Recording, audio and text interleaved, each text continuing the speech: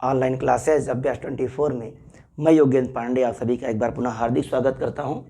आज हम जिस टॉपिक पे चर्चा करने वाले हैं वो है क्लास 9th का चैप्टर नंबर 2 सिविक्स का कॉन्स्टिट्यूशनल डिज़ाइन, यानी संविधान को कैसे डिज़ाइन किया गया है इसके विषय में हम चर्चा करेंगे। और उससे पहले संविधान बनने से पहले भारत के पैरेलल किन किन देशों के, खास करके साउथ अफ्रीका के संविधान के विषय में हम चर्चा करेंगे। तो जिन चीज़ों पर हमको चर्चा करनी है वो टॉपिक्स आर मेंशन्ड हियर, तो please come and listen and see the white board. What is constitution, apartheid in South Africa and restrictions on black under the policy of the apartheid। आपने देखा होगा ये सारा कुछ डिस्टर्ब लग रहा है ना। हाँ, मैंने वीडियो पूरा शूट किया बट कुछ टेक्निकल फॉल्ट के कारण वीडियो अपलोड नहीं हो पाया, तो मुझे दोबारा कोशिश करनी पड़ रही है, तो प्लीज़ कोऑपरेट। तो व्हाट इज सबसे पहले तो हमारा यही उद्देश्य होना चाहिए कि व्हाट इज कॉन्स्टिट्यूशन। तो कॉन्स्टिट्यूशन है क्या? The constitution is a book of written rules, एक लिखित किताब है। रिटन रूल्स यानी नियम कानून की लिखित किताब है। That are collectively followed by the people, जो सामूहिक रूप से लोगों के द्वारा माना जाता है। वो जो कानून है उसको सारे लोग सामूहिक रूप से उसको फॉलो करते हैं, जिस भी देश में लोग रहते हों। The constitution is the supreme law, और संविधान क्या है? सबसे बड़ा कानून है। एक तरीके से हम कह लें तो संविधान क्या है? संविधान एक लिखित रूप में कानूनों का संग्रह है, जिसको उस देश के लोग सामूहिक रूप से उस नियम कानून को जो संविधान में लिखा है उसको फॉलो करते हैं, उसको मानते हैं। और constitution is the supreme law, संविधान ही सबसे बड़ा कानून होता है। लेकिन एक चीज़ आपको यहाँ पर क्लियर होना चाहिए कि there are 2 types of constitution, one written and one based on customs and tradition. यानी संविधान 2 प्रकार के होते हैं, एक तो लिखित और दूसरा संविधान प्रथा और परंपराओं पर आधारित होते हैं। तो ये संविधान के 2 प्रकार हैं। आपको बताना है कि किन किन देशों के संविधान परंपराओं और प्रथाओं पर आधारित हैं। वैसे भारत का संविधान लिखित संविधान है, ये आप क्लियर कट कर लीजिए। इसको आप क्लियरली जान लीजिए कि भारत का संविधान लिखित संविधान है। और आपको बताना है कमेंट बॉक्स में किन किन देशों के संविधान लिखित नहीं हैं। आपको ऐसे देशों के नाम बताने हैं,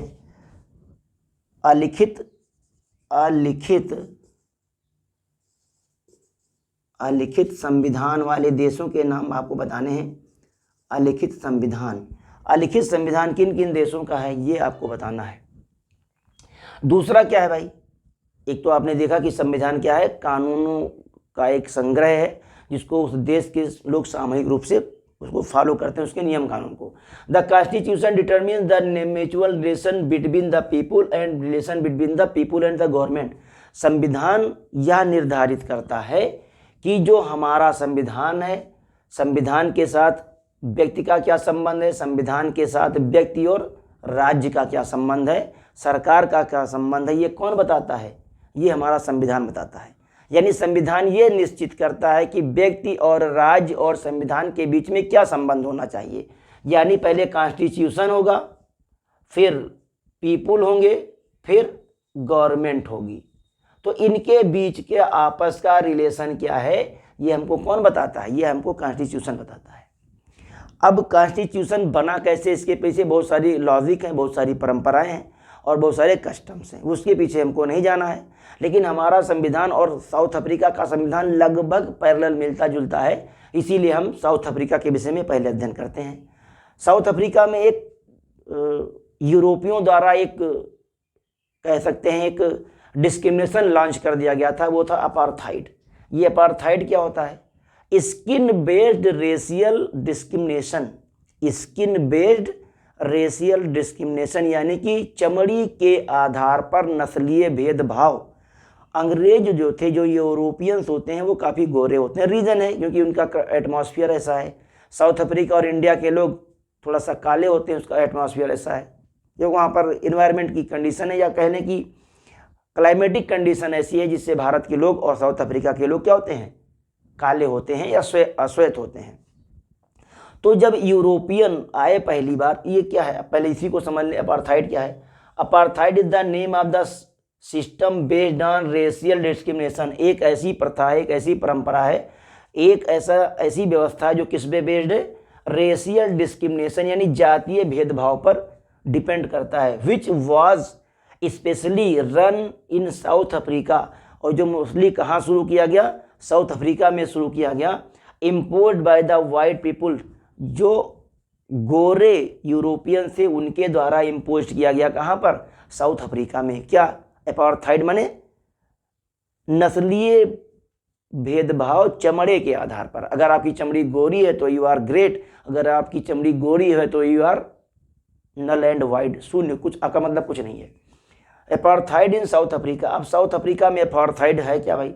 European companies that came to trade in the 17th and 18th centuries, यानी 17वीं और 18वीं शताब्दी में जो यूरोपियन कंपनियां थीं वो व्यापार करने के लिए south Africa I. Enslaved south Africa and large number of white people settled, और यहाँ पर बहुत सारे अंग्रेज पीपुल या यूरोपीय पीपुल क्या हो गए? आकर के साउथ अफ्रीका में सेटल्ड हो गए, रहने लगे, व्यापार करने लगे तो रहने लगे। अभी भारत में देखो, ये लोग 1600 में व्यापार करने आए थे और यहीं पर क्या कर लिया? इन लोगों ने कब्जा कर लिया और जा करके 1947 में गए, यानी हम 1947 में आज़ाद हुए। तो जो कंडीशन साउथ अफ्रीका में बीती वही कंडीशन हमारे ऊपर भी यहाँ बीती। महात्मा गांधी जब साउथ अफ्रीका गए तो वहाँ उन्होंने देखा कि कैसे गोरे कालों के ऊपर अत्याचार करते हैं। महात्मा गांधी के साथ भी घटना घट गई। महात्मा गांधी जब दादा अब्दुल्ला का केस लड़ने साउथ अफ्रीका गए तो उनके पास फर्स्ट क्लास ट्रेन का टिकट था भाई, एसी वाला, लेकिन अंग्रेजों ने उनको मेरिसबर्ग रेलवे स्टेशन पर उनके बैग एंड बैगेज के साथ उठाकर ट्रेन के डिब्बे से बाहर फेंक दिया। कहा, Indian bastard, you are a black person, you are not allowed in the first compartment. अंग्रेजों ने उनको डांट के भगा दिया। अंग्रेजों ने कहा, महात्मा गांधी ने कहा ठीक है, याद रखूंगा तुझे, एक दिन ऐसा आएगा तू मुझे ट्रेन के डिब्बे से बाहर फेंक रहे हो और एक दिन मैं तुम्हें अपने देश से बाहर फेंक दूंगा, इस साउथ अफ्रीका। महात्मा गांधी ने साउथ अफ्रीका में भी बहुत सारा इसके लिए इवेंट किए, बहुत सारे सत्याग्रह किए। आप इसके लिए उन्होंने वहाँ पर टालिस्टाय फार्म स्टेबल किया, फिनिक्स आश्रम स्टेबल किया। इस तरीके से महात्मा गांधी ने साउथ अफ्रीका में बहुत सारा काम किया है गोरों के विरुद्ध, कालों के लिए। Settled here and started apartheid, जिन्होंने क्या शुरू किया? अपार्थाइड शुरू किया with the local dark skinned. यहाँ के जो लोकल डार्क चमड़ी वाले लोग थे उनके साथ अंग्रेजों ने क्या किया? रेशियल डिस्क्रिमिनेशन शुरू कर दिया। मतलब ये काले लोग थे जो वहाँ के।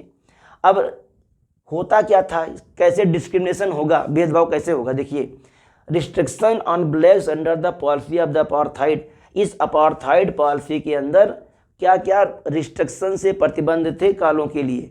पहली बात, black people could not go to places reserve for the white. काले वहाँ नहीं जाएंगे जहाँ गोरों के लिए संरक्षित किया गया है स्थान। पार्क है, स्कूल है, चर्च है, स्विमिंग पूल है ना, बीच है, स्कूल से, वो काले वहाँ नहीं जा सकते। सिनेमा हॉल से, है ना, पब्लिक टॉयलेट से, यहाँ के तक कि पब्लिक टॉयलेट्स में भी ये काले नहीं जाते थे, इनके लिए अलग टॉयलेट बने होते थे। This included the church of the whites, यहाँ तक कि अंग्रेजों के चर्च भी इसमें शामिल होते थे जहाँ ये काले नहीं जा सकते थे। One can go there to work only if one has permit. जहाँ पर ये यूरोप सेटल्ड होते थे, उनका जो सेटलमेंट होता था, उनकी जो कॉलोनीज होती थी गोरों की, वहाँ पर कोई कब जा सकता था? करिया आदमी वहाँ जब भी जा सकता था जब उसके पास पारपत्र हो, परमिट हो। नहीं तो भैया नो डाउट मार पीट के टांग तोड़ देते थे अंग्रेज में, बहुत दुष्ट थे भाई। तो वहाँ पर काला कब जाएगा? काला जब जाएगा उसके पास पत्र होगा, परमिट होगा, तभी जा सकता है वो, अदरवाइज नहीं जा पाएगा।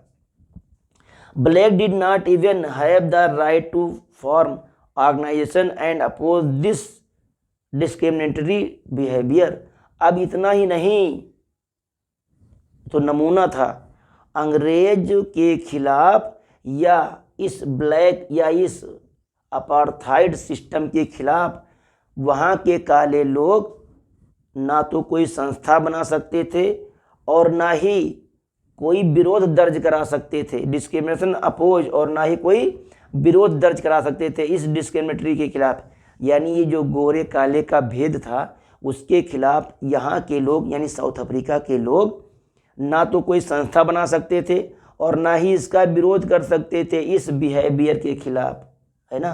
लेकिन हमारे यहाँ क्या है, हम तो काले हैं तो क्या हुआ, दिल वाले हैं। हमारे यहाँ तो ये विचारधारा थी, लेकिन इनके यहाँ ये विचारधारा नहीं थी। तो ये कुछ टॉपिक्स है जिसके विषय में हमने डिस्कस किया कि संविधान बनने से पहले हमको क्या क्या कठिनाइयों का सामना करना पड़ा। जब मैं भारतीय संविधान पढ़ाऊँगा आपको इसी में, तो मैं बताऊँगा कैसे पहली बार भारत के लिए 1773 में रेगुलेटिंग एक्ट आया, और वह रेगुलेटिंग एक्ट भारतीय संविधान की मान सकते हैं कि शुरुआती अवस्था थी। तो उसके विषय में हम बाद में चर्चा करेंगे, लेकिन पहले साउथ अफ्रीका का थोड़ा सा पोर्शन जिस पर हमने डिस्कस किया।